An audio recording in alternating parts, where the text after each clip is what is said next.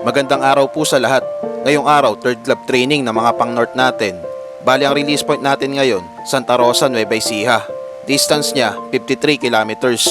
Pinawalan yung mga ibon natin ng alas 7 ng umaga. Bali ngayong training ng mga pang-north natin, nakapag-load tayo ng 12 ibon. Hindi na namin isinama ngayong training si 183 dahil sobrang lugon ng balahibo niya.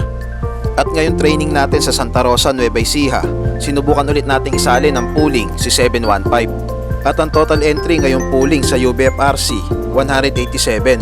At base sa forecast natin ngayon, ang pauwian ng mga ibon natin sa speed na 12, 7:44 ng umaga. At bandang 7:40 ng umaga, sa kabila ng medyo makulimlim at mahangin na panahon, nagumpisa na tayong mag-abang. Makauwi pa rin sana ng maaga ngayon si 715.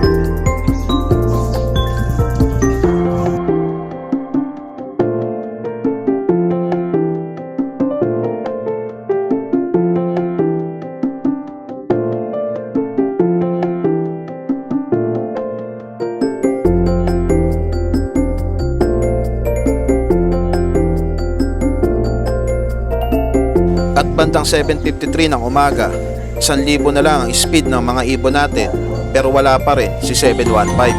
At sa mga oras na to, wala pa rin nagpapaklak sa UBFRC. At pagkalipas pa ng 6 na minutong pag-aabang, bandang 7:59 ng umaga, may pauwi ng isang ibon si Utol. Bali ang unang ibon na dumating kay Utol, kapatid ni 715.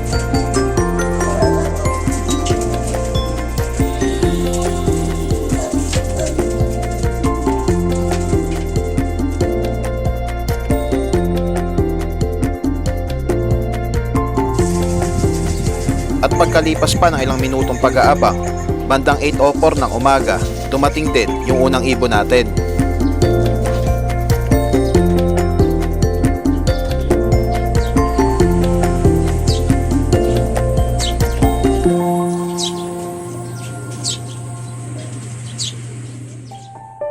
Bali hindi tayo pinalad ngayon na mapauwi ng maaga si 715.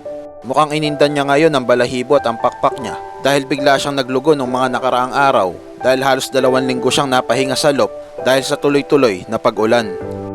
Pero ganun pa man, hindi man natin siya napauwi ng maaga ngayon, wag sanang madidisgrasya si 715 para makabalik pa rin siya dito sa lop.